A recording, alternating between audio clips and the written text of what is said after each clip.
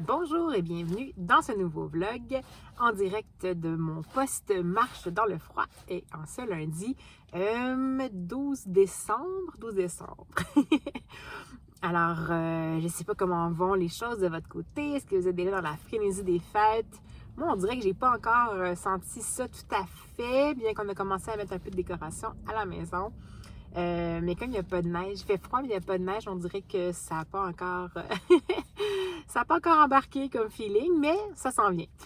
Donc, vous comprendrez que je patiente un petit peu encore pour peut-être lire mon Agatha Christie, le dernier du défi Read Christie 2022, qui est Hercule Poirot's Christmas.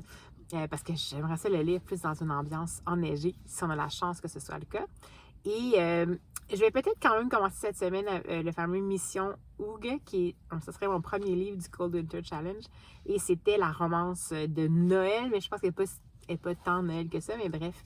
J'ai tout envie de le commencer parce que Fluent Books nous en a parlé. En fait, elle a fait une petite stories sur Instagram suivant sa lecture, puis elle a vraiment aimé ça. Puis comme c'est quelqu'un qui n'avait pas l'air d'avoir tendance à aimer tant que ça les grosses romances pures, j'ai comme bien confiance en le fait que ça peut être bien ficelé. Donc, je vais peut-être essayer de me lire ça cette semaine. Sinon, eh bien, nous sommes rendus encore une fois à la fameuse ouverture du calendrier livresque de l'Avent. Alors, je crois qu'aujourd'hui, ce sera une dodue, encore une fois. Donc, je pense qu'il y a des alternances, des courtes versus des longues. Alors, je vais me rendre en espérant que, voyons, que ça se passe bien. Je ne sais pas ce qui s'est passé là. Bon. Vais-je y arriver? 14, 13, 12. Mais oui. Alors voilà. La numéro 12.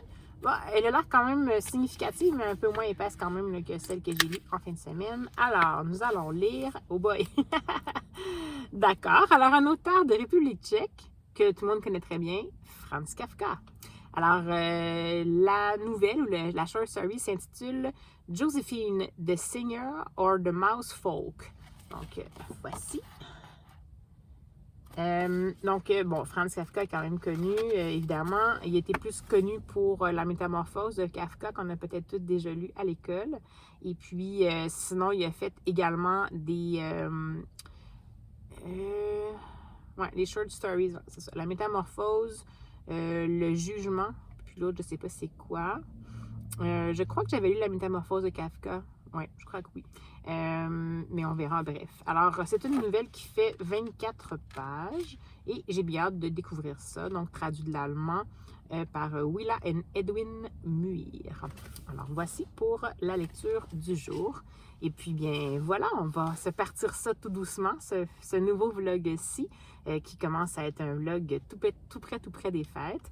Mais on va le commencer comme à l'habitude en disant à nos livres et allons-y!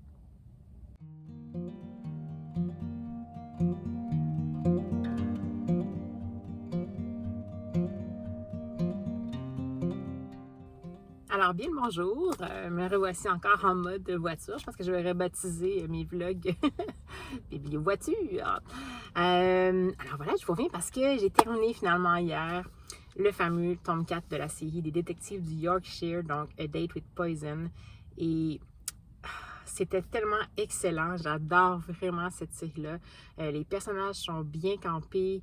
Ils évoluent, comme je vous disais, vraiment bien au fil des tomes. Et dans celui-ci, que j'avais l'impression qu'il serait le tome de l'hécatombe,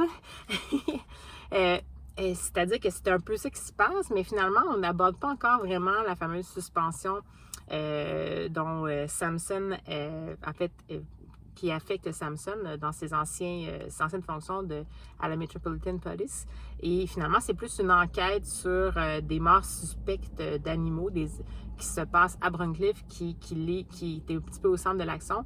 Et en parallèle, les accusations qui sortent finalement pour, je vous avais dit, là, c'est des accusations contre Samson, comme quoi il aurait été l'auteur d'un meurtre, et puis en fait son passé ressort dans les médias, donc il doit vraiment confronter toute la ville par rapport à cette situation-là. Et également, il va participer à une enquête sur la disparition de de son filleul Nathan. Donc, je vous en dirai pas plus parce que c'est sûr que c'est un tome 4, donc je ne veux pas non plus vous divulgacher. Mais sachez que ça ne s'essouffle pas au fil des tomes. Et même, je dirais que ce tome-là particulièrement est vraiment enlevant. Puis on est rendu au tome 4, donc c'est assez impressionnant. Alors, j'ai vraiment hâte de lire la suite. Là, je vais peut-être pas les enchaîner, mais ça a été une excellente lecture, comme toujours. Si jamais vous n'avez pas découvert cette série-là, que ce soit un Cozy Mystery ou pas, c'est pas exactement ça, je vous dirais, parce que voyez-vous, dans celui-là, l'espèce de crime techniquement central qui serait censé être les morts suspectes des animaux, ça arrive seulement à peu près à partir de la moitié où on commence vraiment à se concentrer là-dessus. Avant ça, il y a tout ce qui affecte Samson, la perception de la ville par rapport à lui, la disparition de son filleul et tout ça. Mais, donc, c'est intéressant. Puis, je vous dis des fois que je trouve ça moche quand ça prend un demi-roman, entre guillemets, avant d'arriver à l'enquête. Mais là, cette série-là, c'est justement ça qui est bien fait. C'est qu'on s'attache tellement aux personnages, puis ils vivent tellement pour vrai, entre guillemets, pour nous, qu'on veut savoir qu'est-ce qui se passe dans leur vie et ça contribue, dans le fond, au bout du compte, à l'action parce qu'on comprend mieux c'est quoi les relations qu'ils ont entre eux et tout ça. Donc, c'était vraiment excellent. Vraiment, vraiment excellent. Alors, voilà pour ma lecture. Sinon, j'ai commencé en livre audio. Un livre que j'avais ciblé il y a quelques années, je pense que c'est sorti en 2020 ou peut-être même 2018, je me souviens plus. Puis c'est parce que j'écoutais le fameux vlog de Fluent Books et puis elle a fait référence rapidement à Marie et Bronia, un livre de Natacha Henry qui avait été publié chez Albin Michel Jeunesse dans la collection Lit. Et c'est un roman de fiction biographique, dans le fond, qui aborde le lien fort entre Marie Curie et sa sœur. Et on va vraiment les suivre à partir de leur enfance, qu'est-ce qui va les bâtir et le pacte qu'elles ont fait entre elles et qui a fait en sorte qu'elles ont pu devenir, que Marie, en tout cas Curie, a pu devenir une scientifique. C'est un ton que je ne savais même pas en fait au départ que c'est un roman jeunesse. Bon, oui, c'est un peu quand même jovialiste, je dirais, parce que j'en sais quand même un peu sur la vie de Marie Curie, même pour son enfance, puis même les choses terribles, on s'attarde pas dessus, mais on les occulte pas non plus. Mais disons que c'est sûr que c'est quand même toujours avec un peu un angle bienveillant. Donc, c'est là qu'on sent peut-être un petit peu plus l'approche ado, là, disons, plutôt qu'adulte. Mais tu sais, sinon, c'est vraiment intéressant. Jusqu'à maintenant, là, j'en suis rendue comme au tiers. Et on est rendu le moment où la sœur de Marie Curie, Bronia, commence ses études en médecine à la Sorbonne à Paris, grâce au fait que Marie a accepté de travailler comme gouvernante pour financer, dans le fond, les études de sa sœur. Donc, enfin, je n'en dirai pas plus, mais à date, c'est super intéressant. Puis, la narratrice est neutre, mais ça permet quand même là, de faire se déployer l'histoire. J'aime beaucoup, moi, ces fictions biographiques-là, quand c'est bien fait. Là, jusqu'à maintenant, ça semble bien fait. Puis, le ton ado-jeunesse, moi, je suis quand même une grande amateur de littérature jeunesse-ado. Pour moi, il n'y a pas de différence entre littérature jeunesse et adulte. Je fais juste le mentionner parce qu'il y a certaines personnes qui sont allergiques, entre guillemets, à ça. Ce que je vous invite à découvrir parce que c'est la littérature, point. Donc, c'est juste que là, c'est vrai que il y avait dans le ton, il y avait quand même un petit côté un peu poli, entre guillemets, poli comme dans lisse, là. Peut-être qu'il était là pour ne pas trop heurter les susceptibilités, mais jusqu'à maintenant, j'apprécie beaucoup. Donc, ça, c'est ma lecture en cours. Et j'ai pas lu finalement mon petit fascicule du calendrier de l'Avent d'hier, qui était Franz Kafka. Je pense que j'ai été un peu arrêtée parce que je l'ai commencé et on dirait que j'étais moins attirée. J'ai déjà découvert Franz Kafka, donc avec la métamorphose, puis on dirait que j'étais moins... Ça m'intéressait moins. Mais bon, je vais quand même le lire, c'est sûr, mais là, je ne l'ai pas terminé, donc je ne peux pas vous en parler beaucoup. Sinon, on va aller avec le petit fascicule du 13. Voilà. Alors, ça, c'est un petit peu plus mince. Et on va découvrir un auteur du Myanmar, donc, dont le nom semble être Saki. Et le titre de l'histoire, ce serait Tobermory. Tobermory. Et je vais voir si on peut vous en donner le nom. Saki. Donc, c'est un auteur britannique qui est né au Myanmar, dans le temps où le Myanmar, qui était une colonie britannique, dans le fond. Et après ça, dans le fond, il a déménagé à Londres. Et Tobermory a fait son apparition en 1912 dans le livre The Chronicles of Clovis. Donc, voilà, c'est une nouvelle d'une 12aine de pages. Alors, j'ai bien hâte de découvrir cet auteur. Et ce qui, en fait, c'est un nom d'auteur, un nom de plume, pardon. Et son nom réel est Hector U. Munro. Donc, c'est sûr qu'avec un nom de famille comme Munro, j'aurais peut-être moins associé ça au Myanmar, mais j'avais pas comme conscience que c'est vrai que le Myanmar était une colonie britannique. Alors voilà, ce sera la petite lecture, sans doute, peut-être même avant le Kafka. On verra. Alors voici pour le petit coucou et le petit point lecture du jour. Et puis ben, je vous reviens dès que je peux. Bye bye.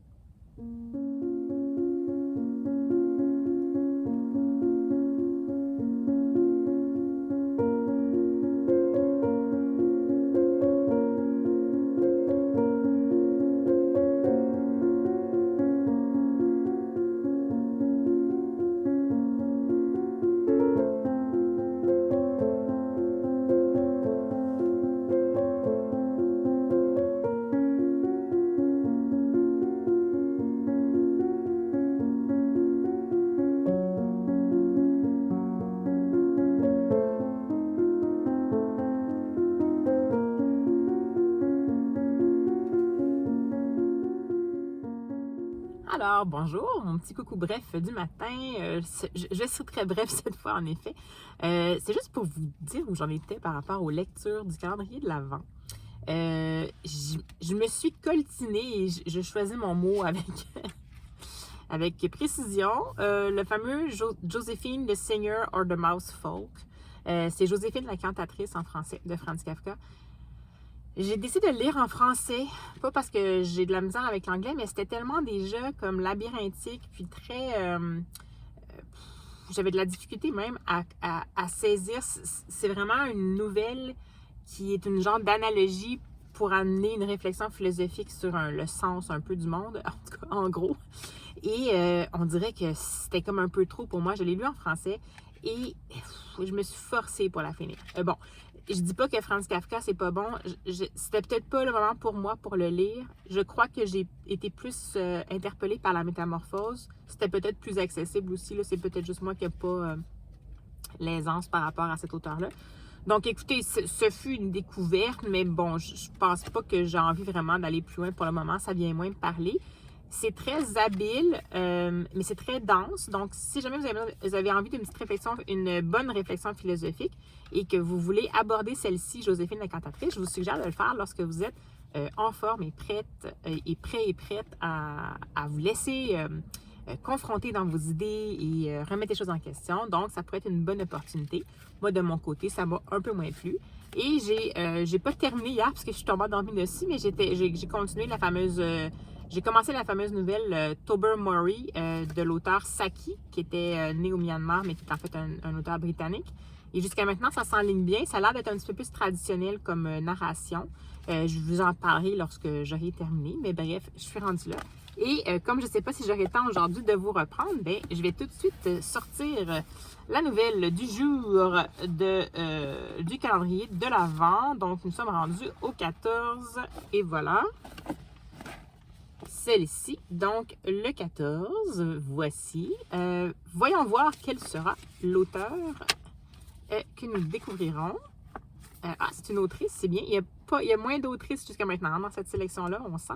Qui vient d'Arménie. Donc, c'est Susanna Aroutiounian.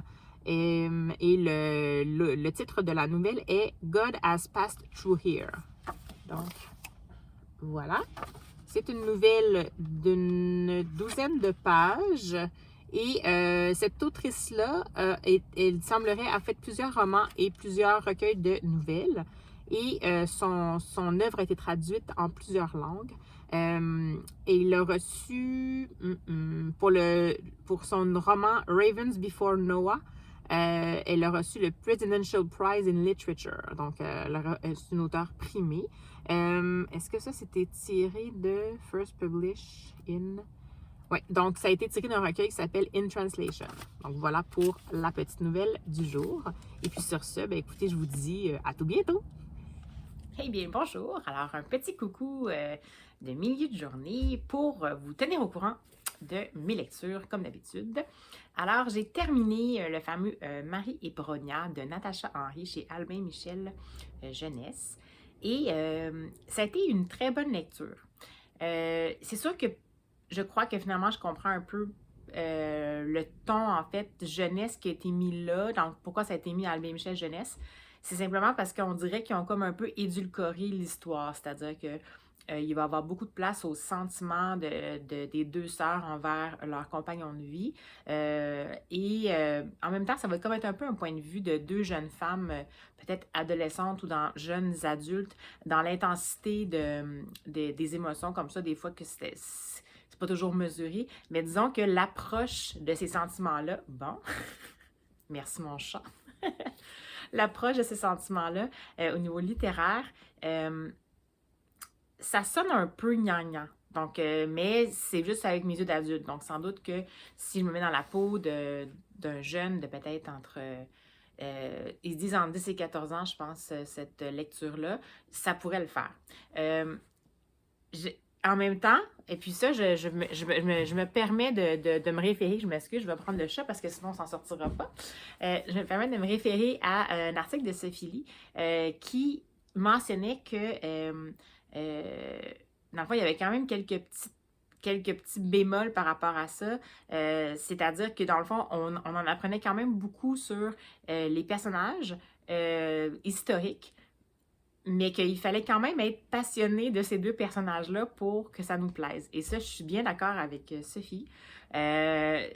C'est parce que moi, ça me fascine Marie Curie, puis sa vie, j'en ai déjà lu un peu sur sa vie, bon, plus en roman graphique, c'est pas des essais poussés, mais ça m'a toujours intéressé de voir c'est quoi son parcours. Donc, j'étais déjà quelqu'un qui était vendu, mais j'essaie de me mettre dans la peau d'un jeune qui connaît peut-être rien de Marie Curie ou de la physique. C'est quand même assez poussé dans le parcours scientifique. C'est comme si on a voulu modérer cette espèce d'approche-là qui est un petit peu plus dense, disons, donc qui est plus roman historique pur, avec un peu en mettant l'emphase un petit peu plus que de raison sur la partie des sentiments qu'on doit imaginer, j'imagine, parce que je n'ai pas nécessairement trace de ça, que les deux personnages principaux peuvent avoir par rapport à leur conjoint, puis comment ils ont vécu ça, puis tout ça. Donc ça m'a un peu dérangée.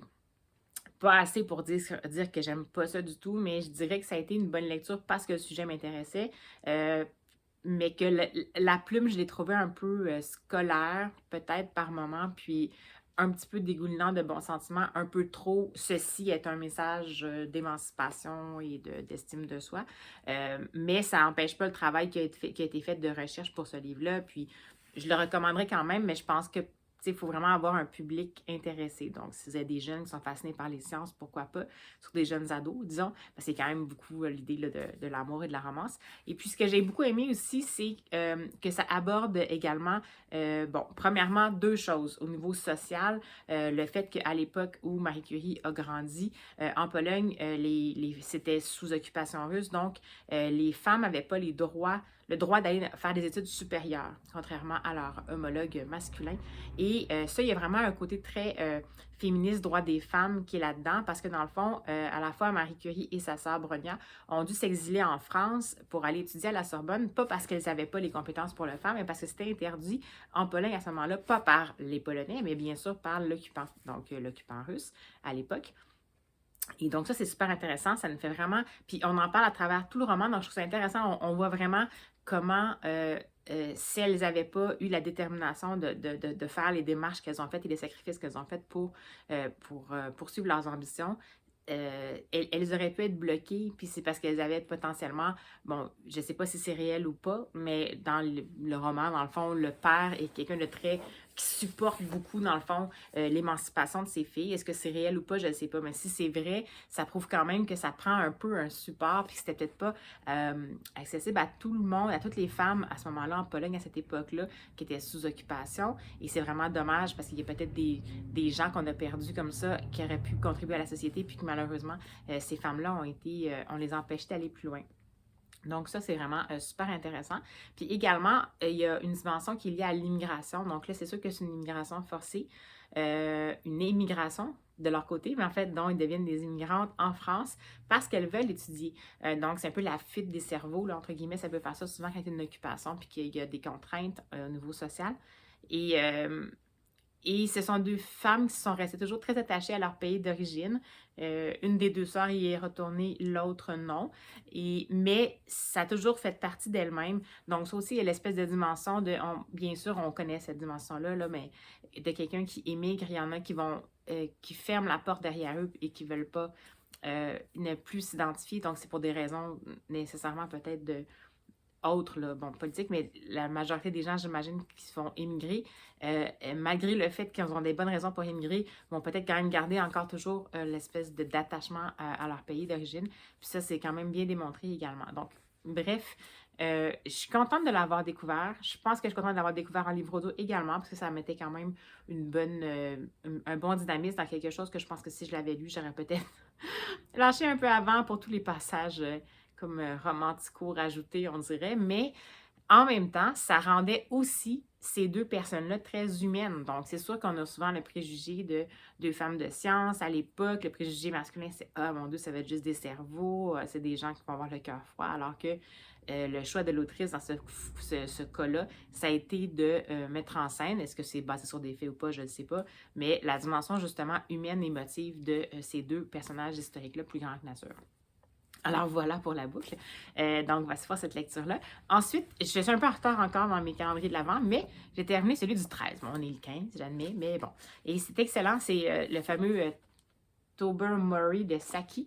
C'est excellent. Donc, vraiment, humour absurde, un peu britannique, avec une chute très chouette. Vraiment structure de nouvelle. Cette nouvelle-là m'a donné totalement envie de découvrir d'autres œuvres de cet auteur-là. Et puis, en fait, c'était tiré de The Chronicles of Clovis. Puis j'ai comme peut-être, j'aimerais bien, voyez-vous, ça a été publié en 1912. Puis j'aurais peut-être aimé ça quand même en découvrir d'autres. Donc, je vais regarder. Donc, cet auteur-là, Saki, dont c'est un nom de plume et dont le vrai nom était Hector Hugh Munro, donc un Britannique qui est né au Myanmar alors que c'était une colonie britannique. Donc, super découverte.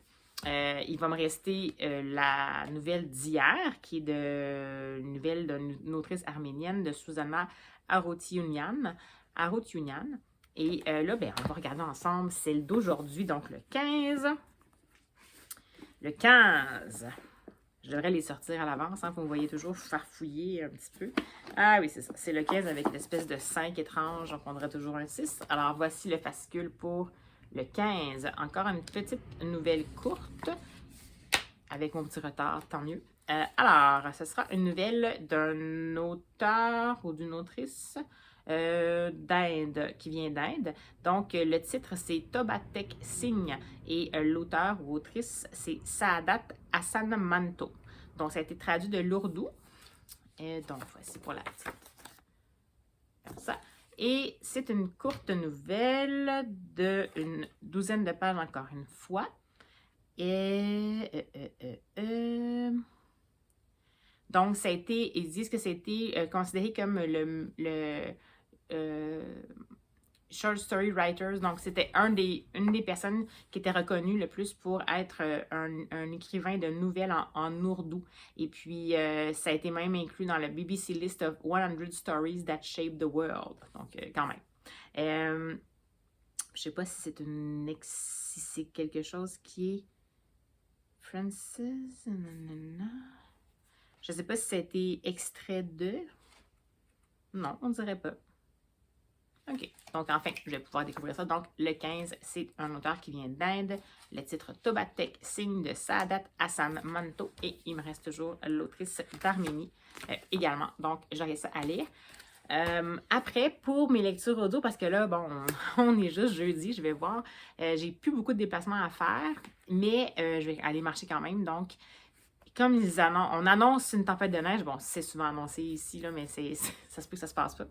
Mais on annonce une tempête de neige pour demain, vendredi. Alors, j'avais dit que j'allais attendre pour lire ce livre-là, que ce soit un moment qui évoque un peu plus Noël. Puis là, je pense que je vais me lancer quand même. Donc, je vais peut-être finalement lire mon fameux dernier Agatha Christie du défi Read Christie 2022.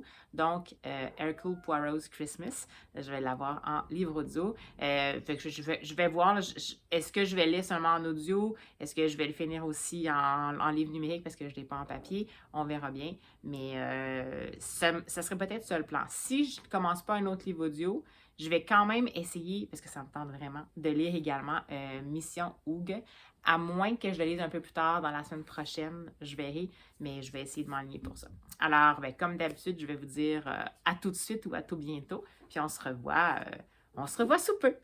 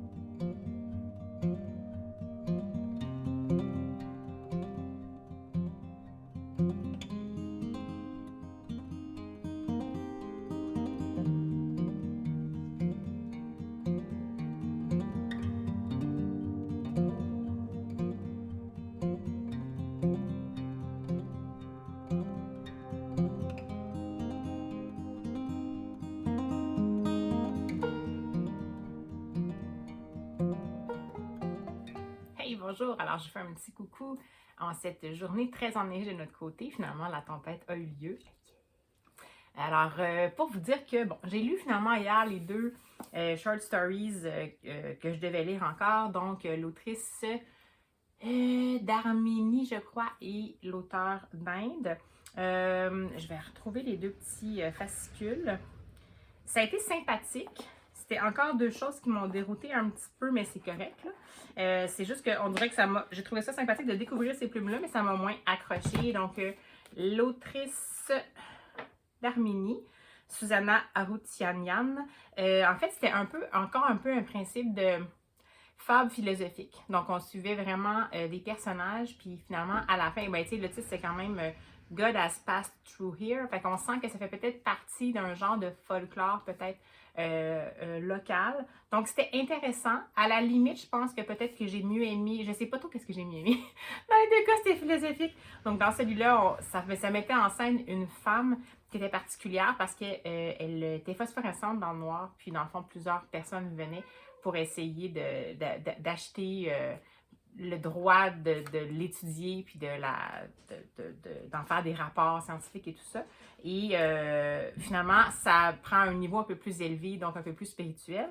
Et dans l'autre nouvelle qui était de l'auteur de l'auteur Saadat Hassan Manto, donc d'Inde, et qui s'était écrit en ourdou, c'est encore un truc un peu philosophique. On fait un peu référence à la différence, à la séparation lorsqu'il y a eu le Pakistan qui a été séparé et l'Hindoustan. Dans le fond, on va suivre une institution pour les personnes qui ont des problèmes de santé mentale et qui se trouvent à devoir changer de place à cause de la division dans le fond géographique qui va se faire. Vont devoir changer de côté parce que dépendant de leur origine, vont devoir aller soit du côté du Pakistan ou de l'Hindoustan. Puis on va suivre Tobatek Singh, qui est un genre d'homme qui a toujours été un peu dans sa bulle, puis comment il va résister à ça. Donc, encore là, ça dépasse le niveau de l'anecdotique. On est encore dans quelque chose qui fait plus référence à du philosophique. Donc, c'était intéressant.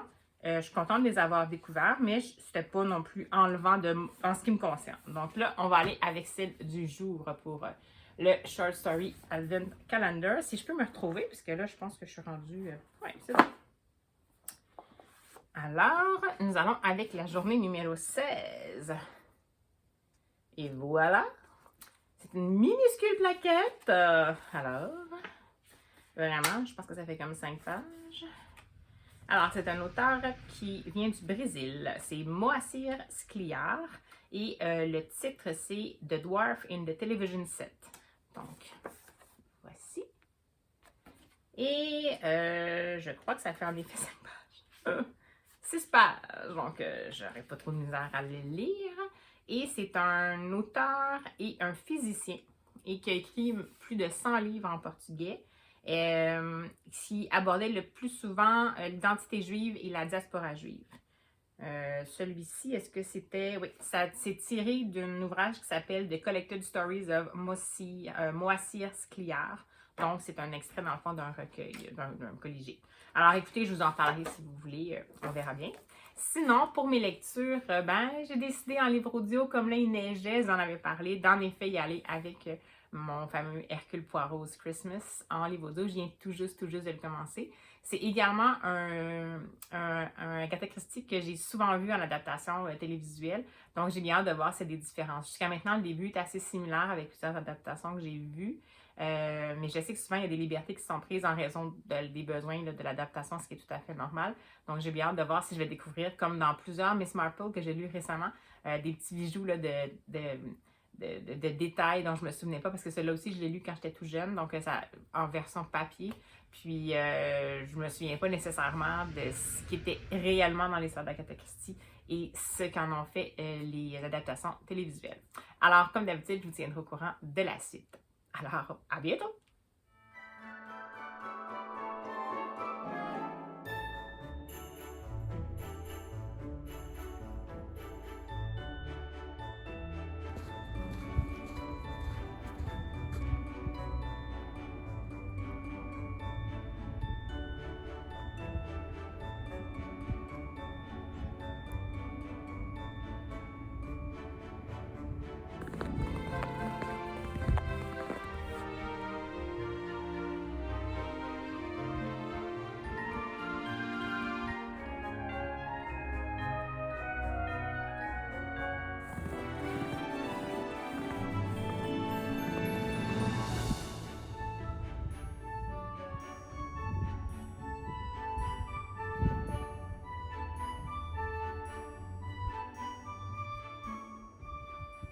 Hey, bonjour! Alors, je fais un rapide coucou parce que, bon, à la fin de mon dîner, j'ai pu quand même pas entamer, mais lire et compléter la fameuse nouvelle du jour. Oui, oui, je suis à jour. Donc, la numéro 16 qui était de l'auteur brésilien Moacir Scliar.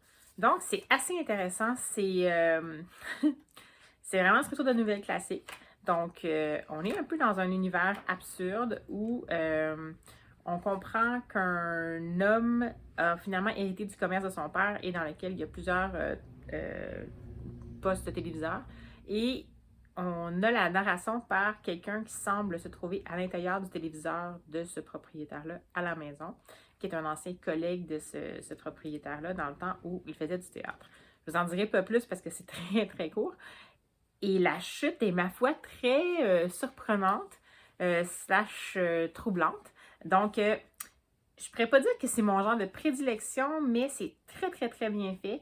C'est absurde à souhait, avec une fin ouverte et très typique de la nouvelle. Alors, j'admets que je suis intriguée. Donc, je ne sais pas si je vais lire son œuvre, mais ça fait partie de ceux que je mets de côté pour essayer de découvrir potentiellement d'autres courtes histoires de cet auteur-là. Donc, ben voilà.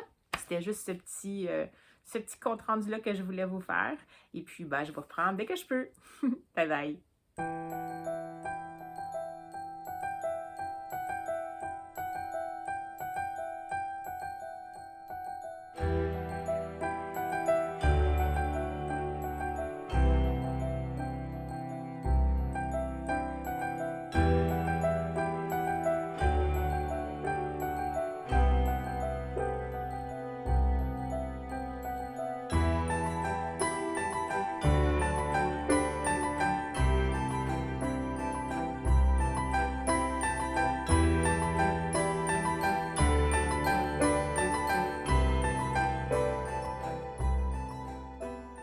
Hey, bonjour! Alors, en ce samedi enneigé, je me répète, mais là, je suis excitée comme une gamine, donc de toute cette neige. Je fais un petit coucou. Alors, pour vous, tout d'abord, vous parler d'une lecture que j'ai faite hier. Ça faisait longtemps que je voulais le lire et je dois passer à la bibliothèque sous peu. Je me suis dit que ce serait une belle opportunité de le rapporter parce qu'en fait, j'ai 5 livres en réservation. J'avais dit que je ferais attention pour les livres de bibliothèque, mais je suis rendue pas si mal. Il me reste juste le petit casier ici. Puis il y en a déjà un que je vais rapporter là-dedans. Donc, ça ne devrait pas être si pire. Et donc, le livre que j'ai lu, c'est Parfois les lacs brûlent. Voyons, reflet. Parfois les lacs brûlent de Geneviève Biguet. C'est chez Front Froid. Je vais vous montrer un peu peut-être des planches. On est vraiment dans les teintes sombres. Donc, de terre et tout ça.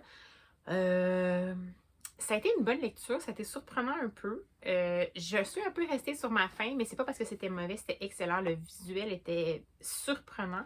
Le scénario était intéressant. Donc, on suit des jeunes qui, dans le fond, dans leur municipalité de Rivière-au-Corbeau, il y a une légende qui dit que lorsque le lac qui est tout près de leur municipalité, qui est le lac Kijikone, prend feu, tout ce qu'on va y plonger va se transformer en or. Donc là, ça se passe au moment où le lac prend feu.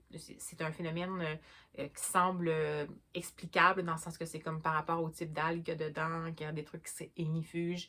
Puis s'il y a une foudre, ça fait partir le feu. Bon, est-ce que c'est vrai, je ne sais pas, mais c'est ce qui est donné comme piste. Et ces 4 amis-là vont se rendre là en disant, on va faire un pari, puis si c'est vrai, toi, tu vas faire mes devoirs pour un mois, et si c'est pas vrai, je vais faire les tiens, etc. Donc on est vraiment dans l'adolescence qui fait des paris et tout ça.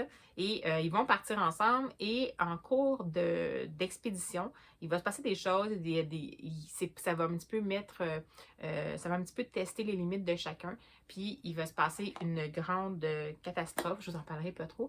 Puis ça va être de comment chaque jeune va réagir par rapport à ça. Et puis on va aussi savoir si la légende est vraie ou pas. Ça part comme quelque chose d'assez anecdotique et puis finalement on tombe vraiment dans le gros de l'émotion. On suit particulièrement l'histoire par rapport du point de vue de Len, qui semble vivre seule avec sa mère et qui est un petit peu dans un milieu qui a moins de moyens et tout ça. Sa mère travaille de nuit, donc il est un petit peu plus toute seule. Puis il n'est pas toujours accepté par tout le monde. Donc c'est un peu son point de vue à lui qu'on va voir. Et puis ben voilà, c'était une excellente lecture. Je vous disais qu'il était dans la liste des finalistes pour le prix des libraires du Québec. Ça doit être section jeunesse, j'imagine. Je ne sais pas si non, ils l'ont mis en adulte. Donc intéressant. Comme je vous dis, je suis restée sur ma faim parce que on dirait que j'aurais aimé ça avoir un petit peu plus de mise en contexte. C'est rare que je dise ça. Un peu plus de mise en contexte, puis un petit peu plus de développement des personnages. Mais ça reste quand dans un roman graphique, souvent, il faut qu'on ait un petit peu en accéléré. Et comme ils ont fait le choix de faire certaines planches pleines sans texte, c'est sûr qu'ils ne pouvaient pas non plus charger et tout ça. Puis j'apprécie beaucoup qu'il ait pris le temps d'y aller dans des planches qui vont créer une ambiance. Sauf qu'on dirait que c'était un petit peu des personnages à 2 dimensions, puis ça m'a un petit peu dérangé, donc c'est ce qui m'a un peu laissé sur ma faim. Puis Puis bon, oui, il y a la fin qui est une espèce de chute qui remue. Mais on dirait qu'il manque un tout petit quelque chose, un tout petit peu de profondeur. Est-ce qu'on aurait pu faire un roman graphique un poil plus long? Peut-être, c'est quand même une bonne brique, là, c'est 183 pages. Donc, c'est déjà un gros morceau de travail. Je sais pas trop. Mais donc, j'ai des petits bémols, mais ça vaut vraiment la peine de le découvrir. Donc Parfois, les lacs brûlent de Geneviève Biguet chez Froid. C'est une des nouveautés de la rentrée littéraire automnale au Québec. Ensuite, je poursuis ma lecture en livre audio tout doucement, de Hercule Poirot's Christmas. Et je la poursuis en parallèle avec la version numérique, là, donc, parce que bon, je sais que j'ai pas tant de déplacements. Je vais en avoir la semaine prochaine, mais peut-être un peu moins. Fait que ça se peut que je la continue un petit peu aussi en parallèle en numérique. Et j'ai découvert que, à moins que je me trompe, mais c'est indiqué que ma version audio, elle est narrée par Hugh Fraser, qui est, si je ne m'abuse, le comédien qui incarne Hastings dans l'adaptation très connue des Hercule Poirot d'Agatha Christie par la BBC, et pour qui Hercule Poirot, c'est David Suchet. Il me semble que c'est ça. Fait que c'est super intéressant. C'est un peu comme l'idée de... quand j'ai lu les Miss Marple en audio, qui était narré par John Nixon, qui habituellement incarne Miss Marple. C'est drôle de voir que l'histoire est racontée par Hastings. De ce côté-ci, par contre, la narration est très neutre. Donc, il y a des bouts que je reconnais sa voix, mais sinon, c'est une narration très bien faite. Il fait beaucoup de personnages, puis on ne reconnaît pas nécessairement la voix d'Hastings dans tout ça, mais c'était juste quand même un petit clin d'œil. Donc, ça se poursuit. Je connais très bien l'histoire, comme je vous dis. Jusqu'à maintenant, je ne vois pas de changement majeur, mais je suis vraiment au début. Là. J'ai, je pense, 15% de lu, donc bon, je vous tiendrai au courant. Et ma prochaine lecture, je vais voir. Je ne sais pas comment ça va aller. En fin de semaine, on est vraiment dans les décorations de Noël. Donc, est-ce que je vais avoir le temps? Je ne sais pas, mais j'aimerais bien ça. Si je commence pas en fin de semaine, j'aimerais ça le commencer la semaine prochaine.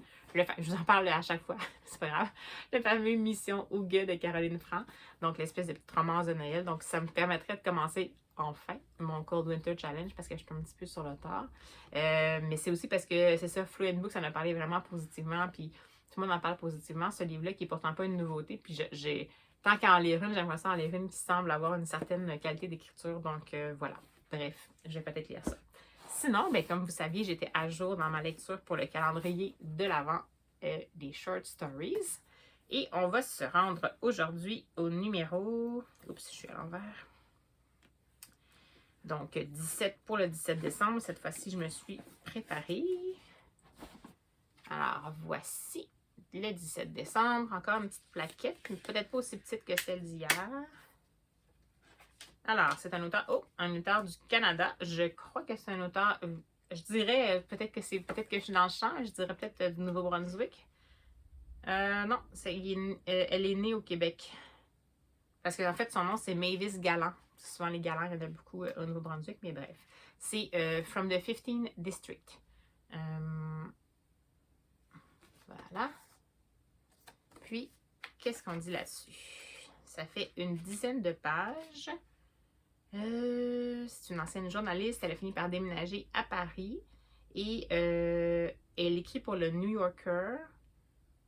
Et c'est là qu'elle publiait des short stories. Donc, From the 15th District, ça a apparu dans le New Yorker en 1978. Mais elle a aussi écrit des romans. Donc, je trouvais ça très intéressant. Je trouve ça très intéressant de voir. J'ai hâte de voir ce que ça va donner. Je ne sais pas si Mavis Gallant, c'est une francophone, mais comme elle écrit pour le New Yorker, j'imagine que si elle n'est pas francophone, si elle n'est pas anglophone, elle est au moins bilingue. Donc, on va voir ce que ça va donner. Et voilà, j'ai bien hâte de découvrir ça. Alors, sur ce, je vous dis au revoir et je vous parle sans doute tout bientôt des livres que je vais aller chercher à la bibliothèque, puis de mes futures lectures. À plus tard.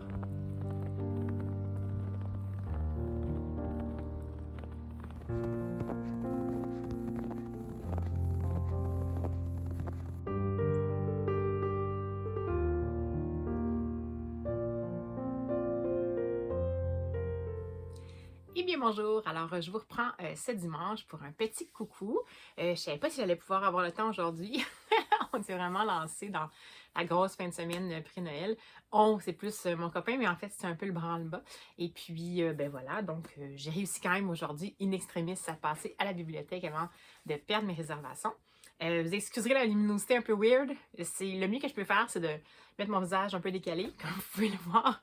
juste pour être sûr qu'on n'a pas mon visage qui est brûlé de lumière comme ceci, n'est-ce pas?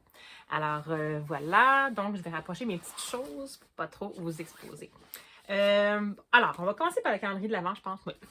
J'ai pas eu le temps, non, c'est pas vrai, j'ai pas pris le temps de lire la fameuse nouvelle de Mavis Galland, celle du 17 décembre, de l'autrice canadienne d'origine québécoise.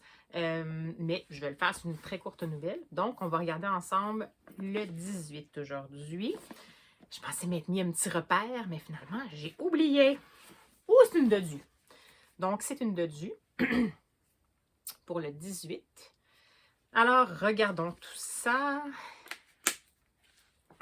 Alors, oh, donc c'est un auteur du Danemark, c'est Hans Christian Andersen, donc on connaît habituellement plus pour ses contes, et c'est The Traveling Companion. Donc, c'est Traveling Companion was first published in 1835. Donc, quand même, impressionnant. Ça fait vraiment longtemps que ça existe. Et évidemment, il est plus connu, comme je vous disais, pour ces recueils de contes qui ont été connus à travers le monde. J'essaie de voir. Oui, c'est une dodue. 26 pages. Et très. Il n'y a pas de dialogue là-dedans, là, donc super dense. Oups, attendez. Je vais y arriver. Donc, voilà. Super dense. Alors, bon, j'aurai deux trucs. Mavis Galland du Canada-Québec et Hans Christian Andersen du Danemark. Donc, je vais essayer de m'y mettre. Mais voilà pour le calendrier de l'Avent. Sinon, je suis passée à la Bibli pour récupérer des choses. Mais là, dans le fond, je ne pense pas que je vais y retourner avant Noël. Donc, on va dire en raison de tout ça, c'est correct. Parce que, pour rappel, j'avais dit dans d'autres vlogs que j'essayais de me lancer dans mon fameux Cold Winter Challenge qui est là et qui n'a pas avancé du tout. Mais là, je me doute que si j'ai fait un Cold Winter Challenge, la pile, je vais peut-être pas vraiment la lire, mais c'est pas grave. Alors, je vais vous montrer ce que je suis allée chercher. Je suis allée chercher quand même 3 graphiques et 2 romans. Je vais commencer par les graphiques. Bon, tout d'abord, une nouveauté, c'est chez Pow Pow. Je vais mettre, ouais. Donc, c'est la Méduse de la BDiste Boom.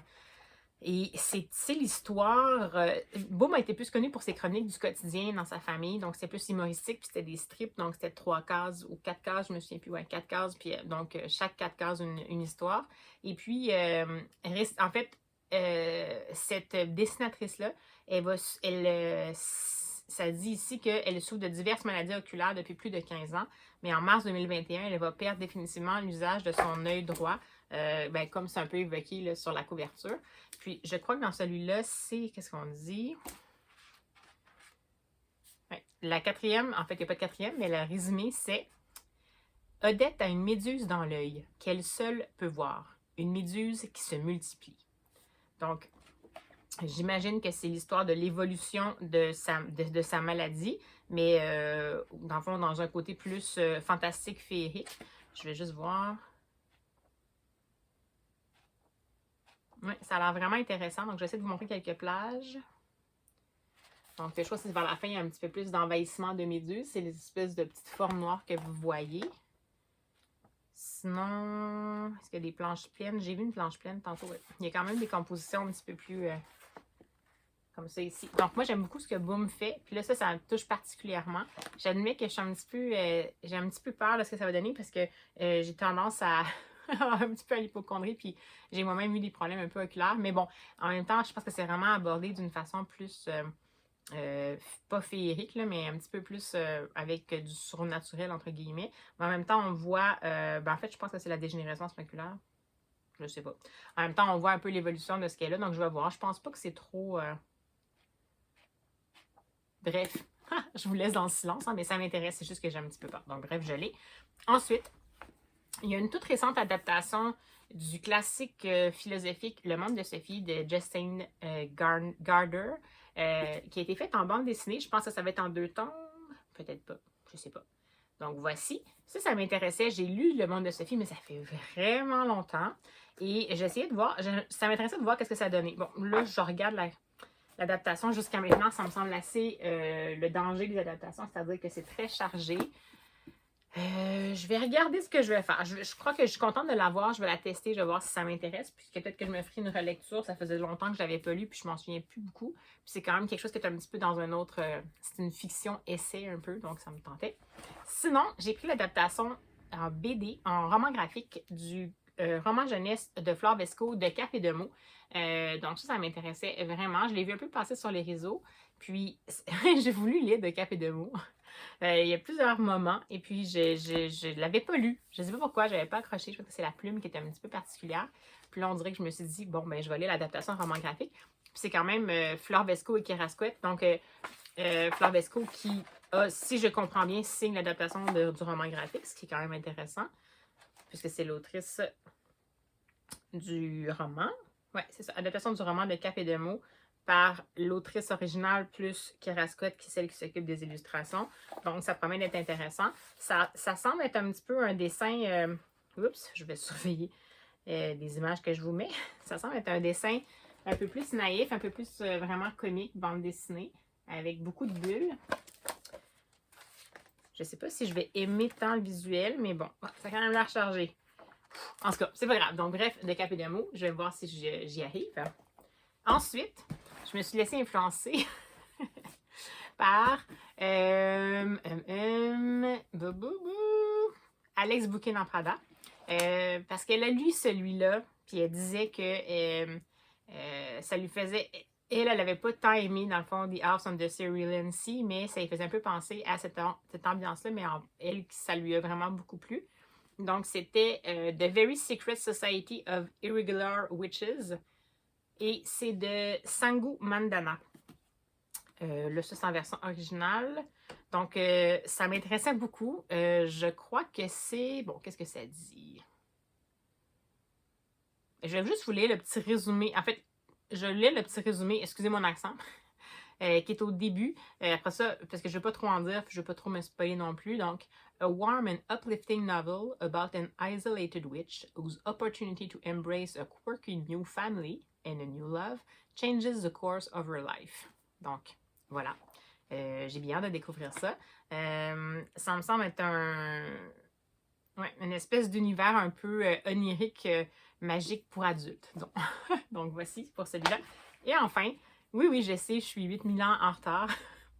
J'en entends parler depuis super longtemps, puis je me suis juste jamais lancée parce que j'avais pas le temps de me taper cette brique-là. Je sais que, bon, je vais aborder potentiellement cette série en 3 tomes, cette trilogie. Le dernier tome est sorti récemment. Je pense que le dernier tome a été reçu avec des avis un peu plus mitigés.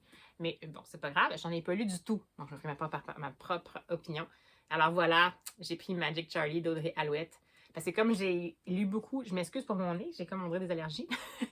J'ai lu beaucoup d'Audrey Alouette, les BD qu'elle a faites récemment. Et puis là, ça m'a vraiment plu. Puis là, ben, dans le fond, je me suis dit, si j'aime sa plume, je ne sais pas pourquoi je ne me lancerais pas dans Magic Charlie. Puis bon, c'est sûr que c'est une présentation pour le jeunesse, donc il y a beaucoup de textes, mais c'est quand même aéré, là, la police des caractères est grosse, puis il y avait des grosses marges, donc voilà. Alors, voici ce que j'ai pris pour à la Bibli. Ça devrait nous durer un bon moment, j'imagine. Puis je verrai, est-ce que ça va vouloir dire que je vais abandonner? Donc, c'est ça ici. Est-ce que ça va vouloir dire que je vais abandonner mon Cold Victory Challenge? À mon avis, non. Là. Je veux dire, je voulais que ça passe le plus possible voyons, je vais y arriver. De mes livres de la maison. Mais je ne m'empêcherai pas de lire un livre que j'ai emprunté à la Bibli. S'il rentre dans une case, pourquoi pas. Donc, comme j'avais quand même mis un livre pour chaque sous-catégorie de chaque menu, ben, je me dis, à la limite, je vais cibler peut-être les sous-catégories où j'avais des livres que je trouvais plus ou moins adéquats ou plus ou moins. Donc, peut-être qu'à ce moment-là, je pourrais passer... avec les livres de biblio. Puis de toute façon, au départ, je m'étais dit que j'allais lire deux sous-catégories dans 2 menus différents. Donc, c'était pas non plus 8000 livres, c'était 4 livres. Donc, je peux encore y arriver.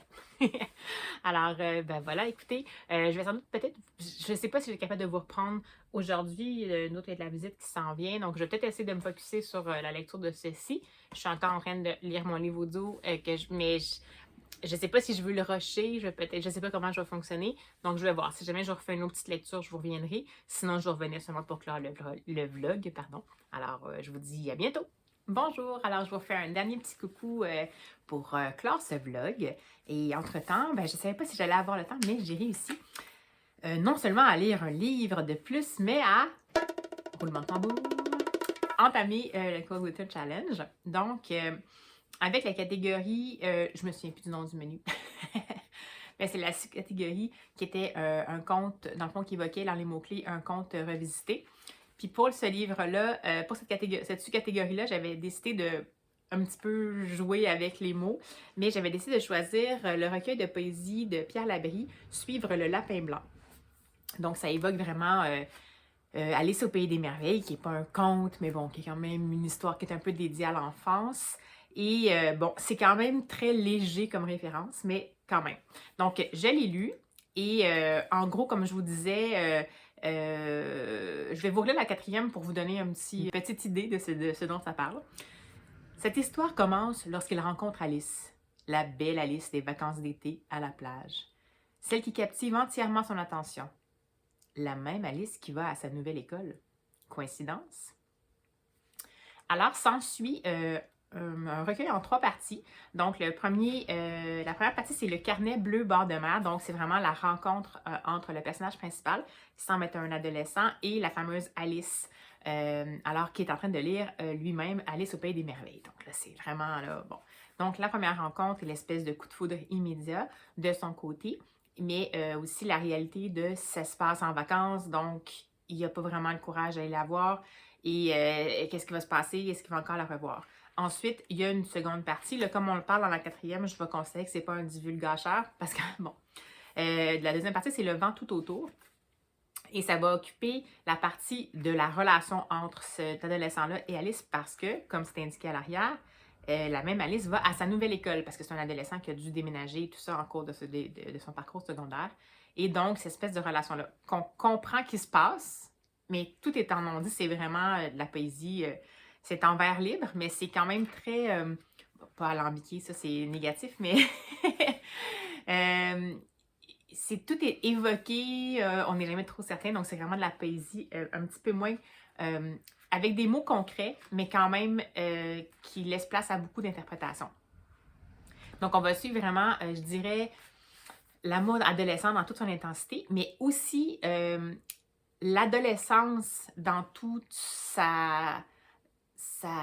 son désir de changement, son anxiété face à ce qui s'en vient, parce que ça a été écrit en 2018, mais on sent quand même la présence de peut-être un peu l'éco-anxiété, qu'est-ce qui s'en vient, on est la génération qui devrait changer les choses, en même temps on nous dit qu'on est trop rêveur, on nous dit qu'on n'a pas vraiment, qu'on n'a pas encore la voix assez forte pour la faire entendre et tout ça, donc il y a ça qui est à travers ça, tout en étant entremêlé avec le fait de, c'est la partie du nous, donc c'est pour ça que je dis que je comprends qu'il semble avoir la relation avec la fameuse Alice. Donc, c'est un peu le côté de on va être un ensemble, autant dans le duo de l'adolescent et de la jeune Alice, ainsi que dans l'ensemble de la jeunesse, dans le fond, à qui revient un peu le poids de changer les choses, mais également le jugement peut-être de la société par rapport au fait qu'ils sont encore trop jeunes, entre guillemets, pour faire quoi que ce soit. Là, c'est mon interprétation. C'est peut-être pas l'interprétation du tout, c'est peut-être pas du tout ce que l'auteur voulait dire. On est dans la poésie, donc ce qui est beau, c'est qu'on peut y voir peut-être ce qu'on veut. Donc, ça, c'est la deuxième partie. Et dans la troisième partie, qui s'appelle Suivre le lapin blanc, c'est la chute. Et je vous en parlerai pas parce qu'évidemment, c'est la chute et ça a un impact en fait sur notre perception de l'histoire. Donc, troisième partie, Suivre le lapin blanc. La plus grosse partie, c'est vraiment le vent tout autour. Et c'est indiqué à la fin du recueil que cette partie-là est déjà parue dans une version différente aux éditions La Bagnole en 2008. Donc, seulement la partie Le vent autour qui concerne vraiment l'adolescence, le désir de changement, l'intensité, l'éco-anxiété, tout ça. Donc, cette partie-là a déjà paru chez un autre éditeur. Mais dans le fond, là, ça a comme été... ça a été mis dans un recueil avec un lien avec la fameuse rencontre de la fameuse Alice. Donc, quelle explication. J'ai beaucoup aimé ça. Je sens que j'ai pas tout saisi. Ça me déroute, mais en même temps, c'est intéressant. C'est très bien écrit. Comme je vous disais, je dirais que la formulation est très poétique. On s'approche un petit peu plus de la poésie pure, je dirais. Par contre, le vocabulaire utilisé, c'est un vocabulaire quand même concret puis qui pourrait à la limite vraiment être dans les mots d'un adolescent. Donc, je trouve ça intéressant comme proposition. Puis, je pense que je le relirai plusieurs fois. Je l'ai lu d'un coup. mais c'est vraiment, encore une fois, c'est des bribes d'enfants poétiques qui sont en recueil. Donc, je pense que ça vaudrait le coup. Évidemment, c'est pas tout qui m'a plu autant. Ça vaudrait le coup que je le relise pour voir si, peut-être dans quelques temps, pour voir si je comprends encore la même chose. Donc, surprenante découverte. Peut-être pas tout à fait en totale adéquation avec la description de cette sous-catégorie-là que je vais vous mettre là, en référence ici du Cold Little Challenge, mais c'est un début et je clôt ce vlog sur cette réussite. Je commence le Cold Little Challenge. Alors, écoutez, sur ce, je vais terminer le tout ici. Eh bien, j'espère que vous avez passé une belle semaine de vlog en ma compagnie, que ça vous a plu. Si ça vous a plu, comme d'habitude, bien sûr, vous êtes les bienvenus à mettre un petit pouce pour me soutenir, à vous abonner si vous ne voulez pas manquer les autres carnets de lecture. Et puis, je vous dirais que cette semaine, je vais vous laisser plus libre cours à vos commentaires. Donc, je vais pas vous lancer une question de la semaine. Je vous dirais, allez-y, parlons lecture, parlons littérature. Est-ce que vous avez eu le temps de lire? Est-ce que vous n'avez pas eu le temps de lire? Qu'est-ce que vous lisez? Bref, tout est possible. Je vous attends et je vous écoute. Alors, sur ce, on va se dire à la prochaine!